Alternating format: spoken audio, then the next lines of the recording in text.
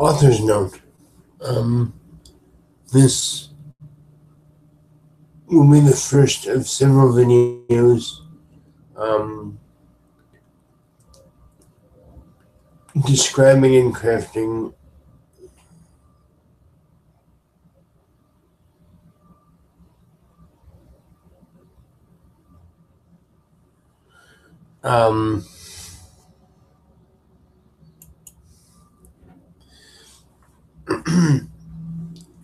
in describing and crafting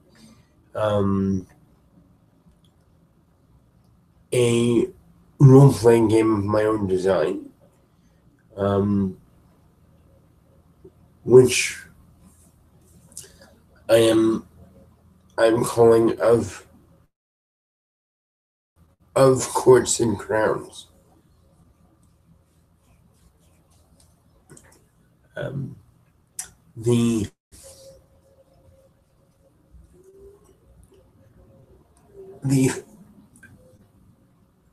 The first video will be generally an overview and in general layout of the world and the premise of the game. So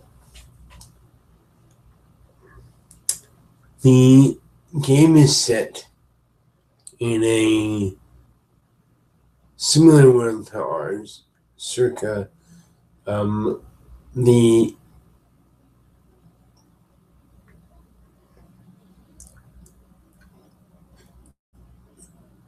early Industrial Revolution era,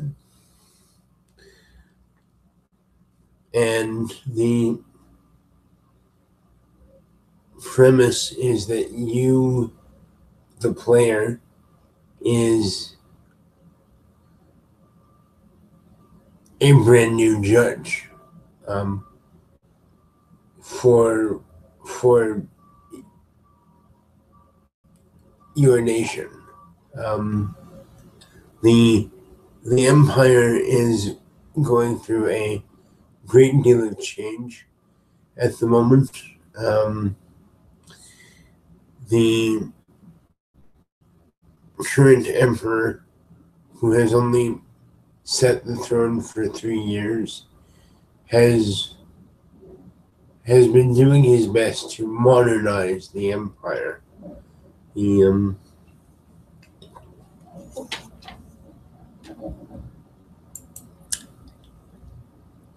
His Imperial Majesty is rather young, but very forward-thinking. He has enacted several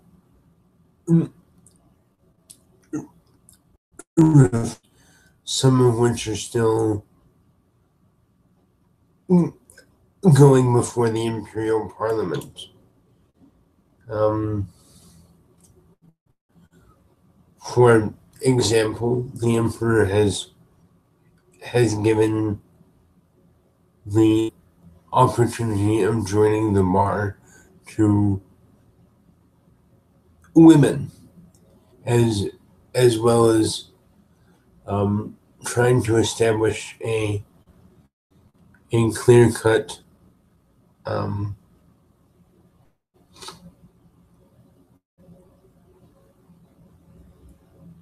list of rights for women and also children. He has also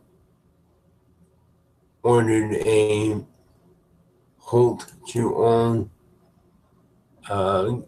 capital punishment involving children until the matter is settled before Parliament.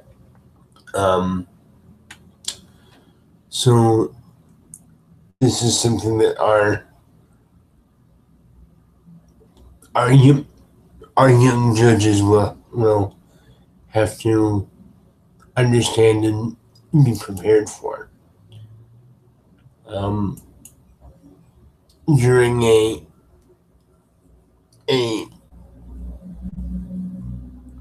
test scenario,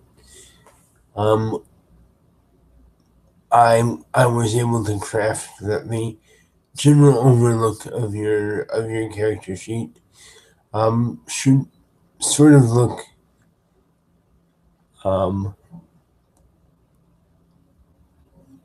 something like this. Your name, your gender, your reputation, which I will be describing a bit later.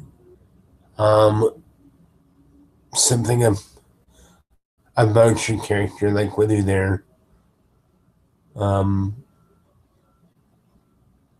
a member of a minor noble house, or if they're not of the gentry class, but instead we're fortunate to have a patron. For example, my first player has chosen to go with being a member of a minor noble house who has recently gained a knighthood.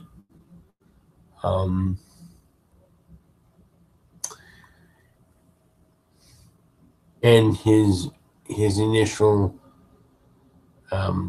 perk, I guess you could say, is he's chosen to have an ally, what he calls a Dr. Watson companion, to offer an example. Play is structured like this.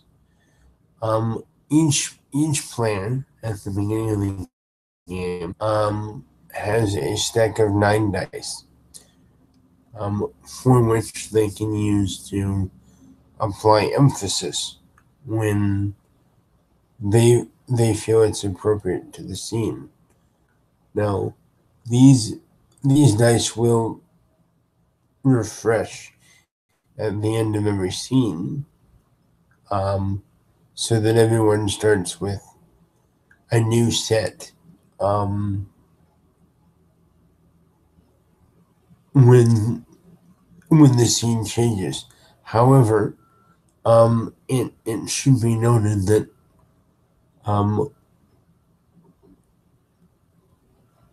while you can certainly still do things in the game if you run out of dice.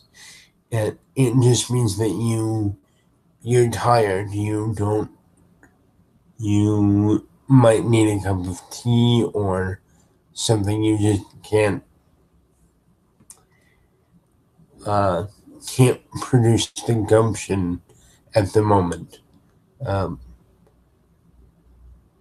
Once each player is out of dice, or it's agreed that there should be a scene change, these dice are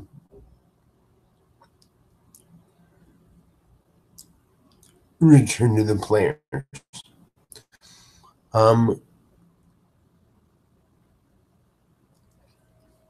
As far as what you're looking for on these dice, 4, 5, and 6 are successes. 6 being a significant success.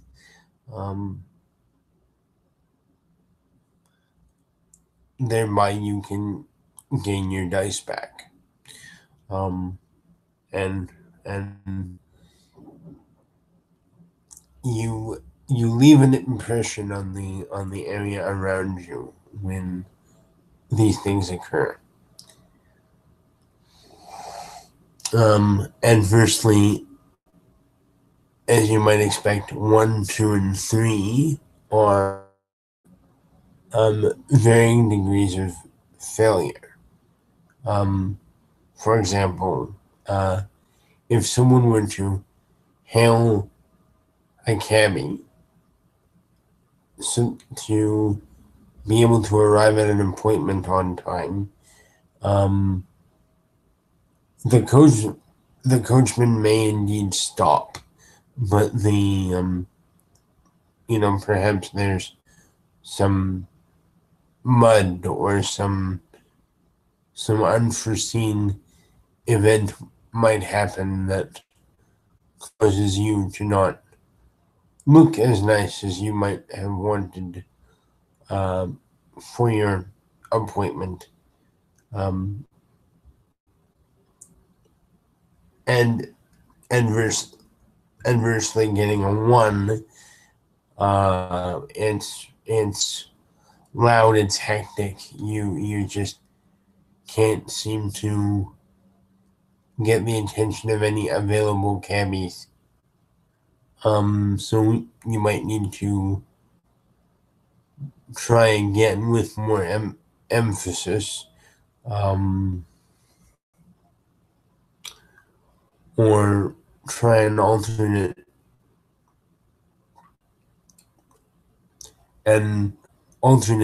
method if you can think of one.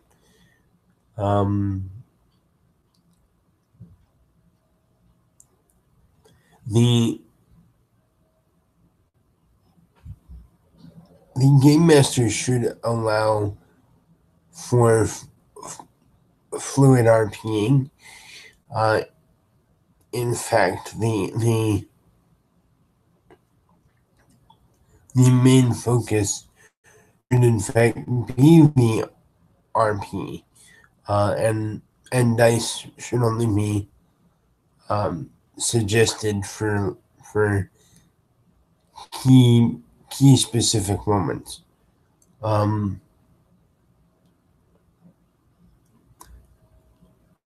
Point of note, leftover dice become slightly more precious. Final scene is called. As any remaining dice that are left over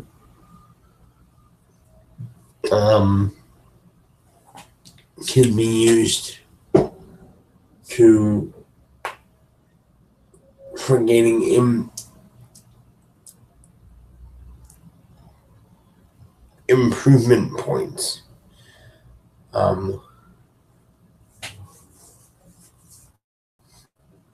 I've yet to decide whether to go for a 1-for-1 approach or a 2-for-1 approach. Though no matter which way I decide to go, it should be understood that certain skills, certain being taught something significant, like say for some reason, especially after or for a case that he knows is coming up, he wanted to take some lessons in veterinary medicine. These things take time, so the more advanced the skill is, the more points you might need to have access to it. Interestingly, all of these skills would be added to your character sheet or character page, as per most other RPGs. One thing that I would like to offer as a counterpoint is that in the event that you want to do something that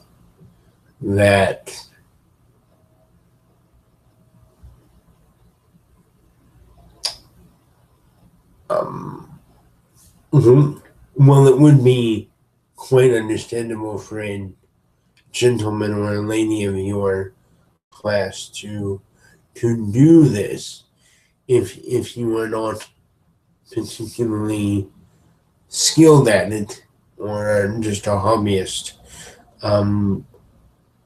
What will be required of you is that you will, if you so choose to actually apply emphasis, you would think of how much emphasis you would want to put in.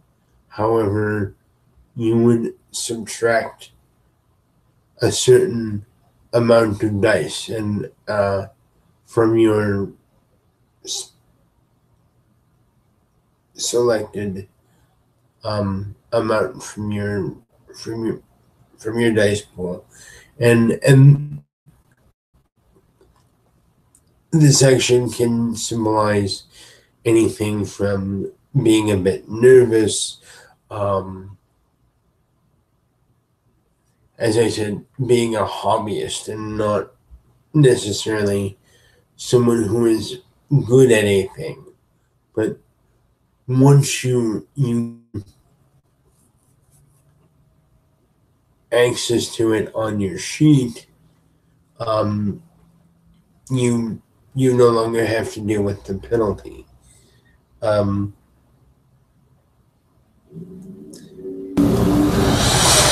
In the case of veterinary medicine, for example, to indicate the amount of time you might need five points to gain access to it, whereas maybe 2 or 3, maybe to become an avid hunter and being able to do the things to an appropriate degree. Now, if you want to become a master of a certain thing, like say, if your character is known for being an excellent writer, the GM could set a second amount that's needed once you actually have the ability on the sheet to actually improve you to the next tier.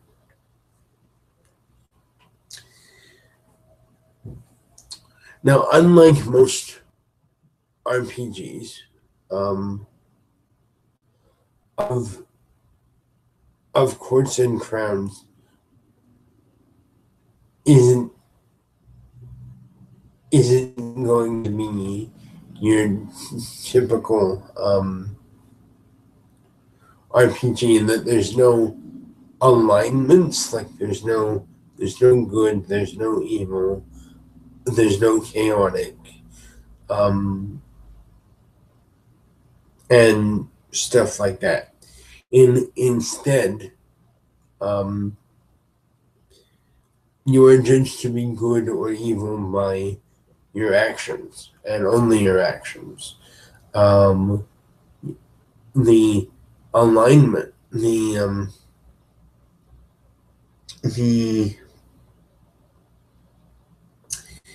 interesting mechanic that I'm thinking about adding is where you lean in the areas of politics. Like, are you imperialist? Are you a moderate? Or are you a, a conservative? That kind of thing. Um, this will provide you with an easier or harder time when dealing with members of your own circles or outside of your circles, depending on how things go. The reputation score will give you a secondary pool for mainly dealing with the diplomatic, the political side of things. You can do one of two things. You can roll your score to really drive home your position. You can your name and your deeds holds weight, that kind of thing. Secondarily, and this is a bit risky, because it can result in an increase or a decrease depending on certain factors.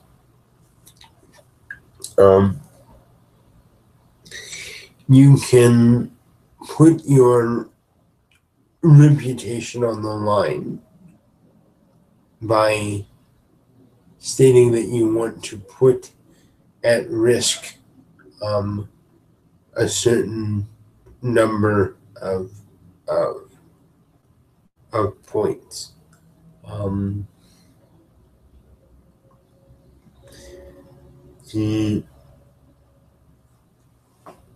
Say like 1 or 2 for like standing up for a friend, or it might be a little higher depending on if you're in the middle of a party and someone insults the king and you want to defend the king's honor. You can risk up to half of your reputation score rounded up.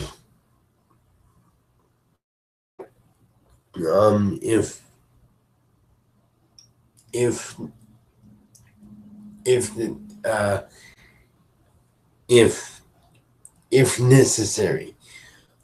The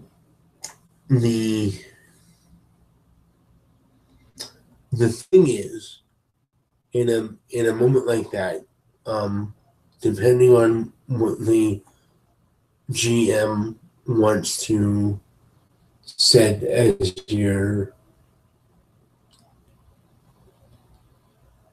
success goal or whatever, you can actually lose points if you don't succeed, or at the very least,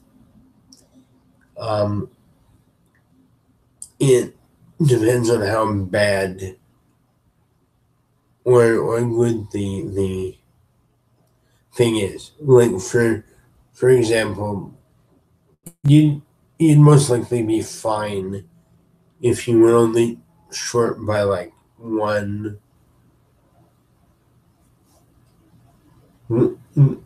point or 2 points or something like that. But the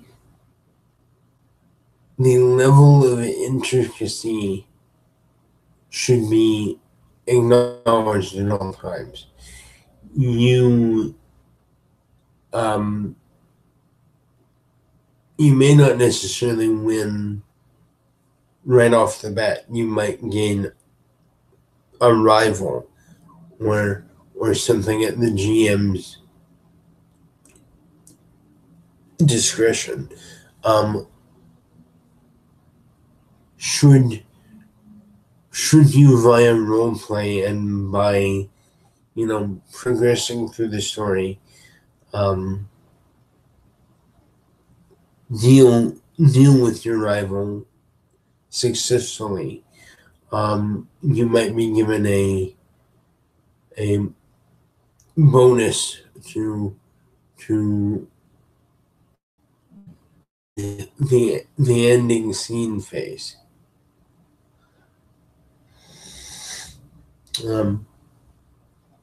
With a few points.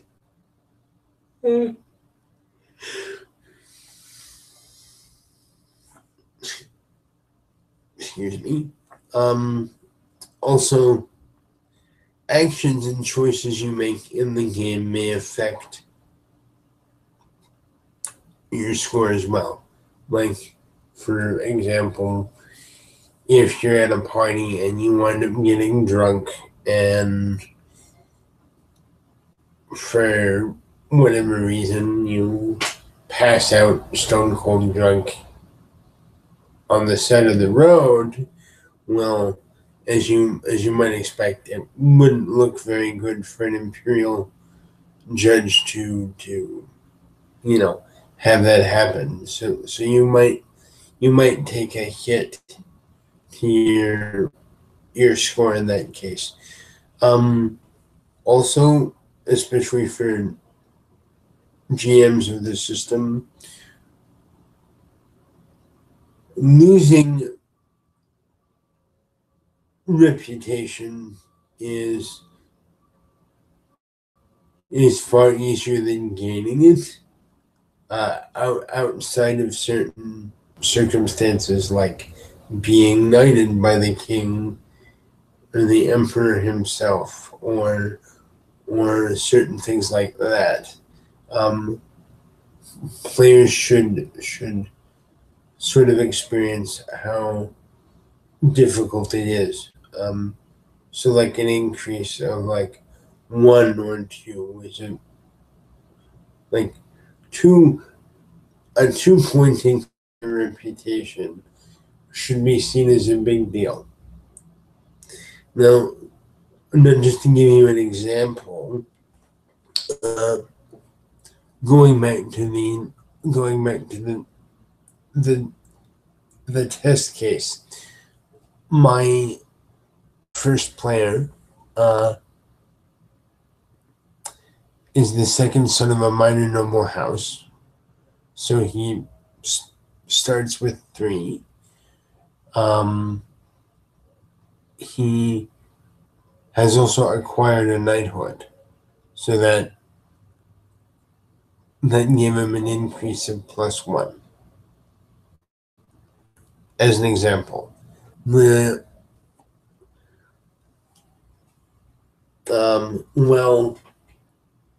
red can be used to symbolize many different things.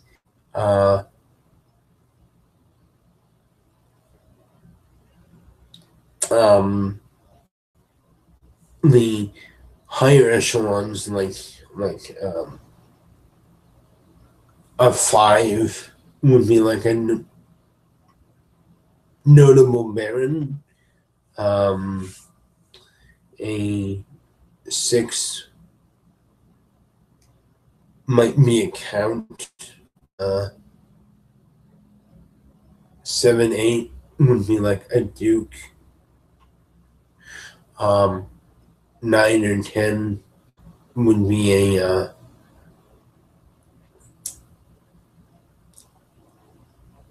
member of the royal family.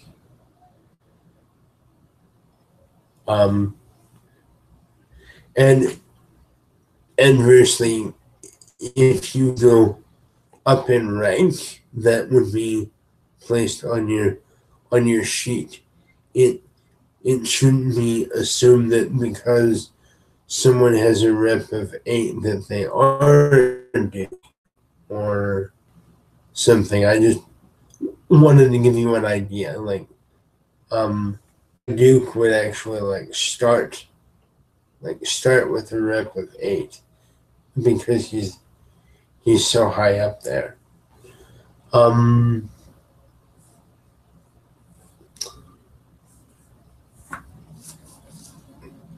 I mean, a really well-known judge or someone that started off as a well-known lawyer or something like that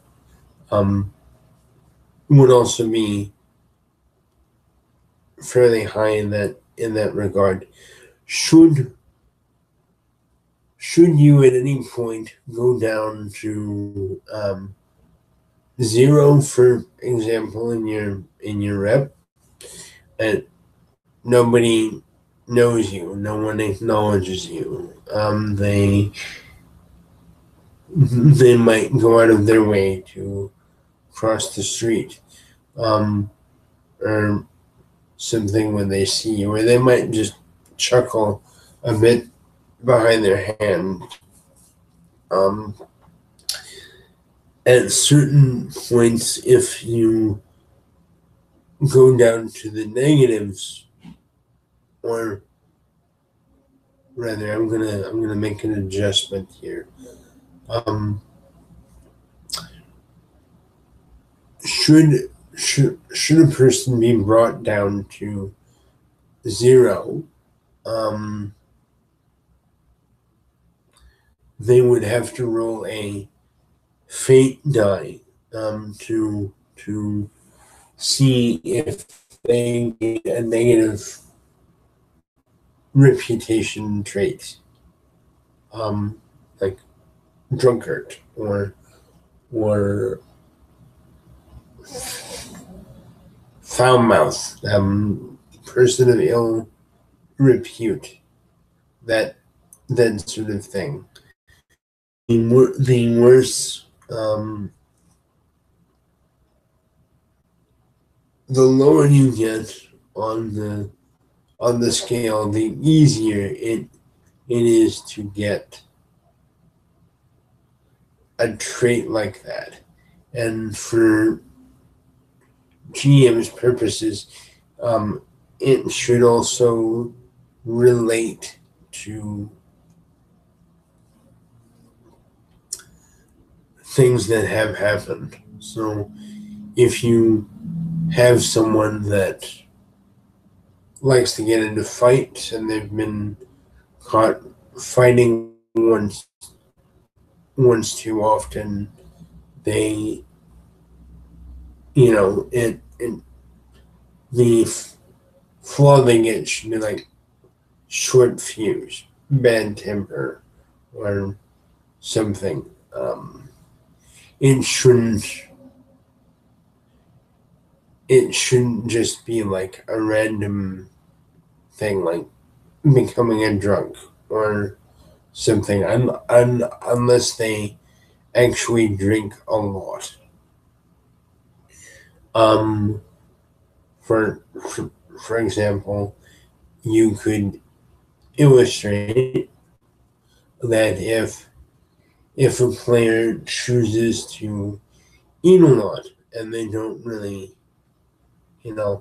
exercise or some societally acceptable things, they might gain the trait fat. At some point, if they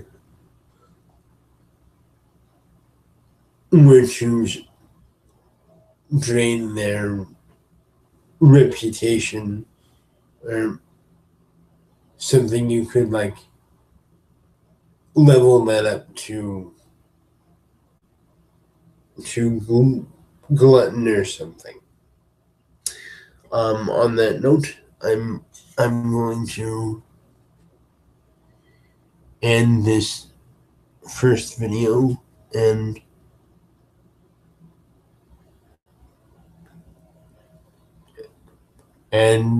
let's see where I go from here.